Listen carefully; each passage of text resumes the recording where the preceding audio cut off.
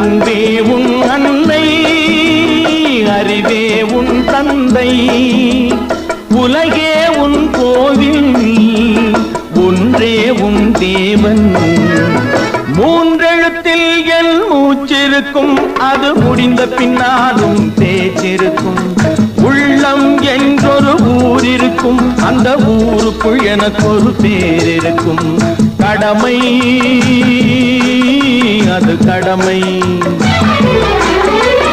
கடமை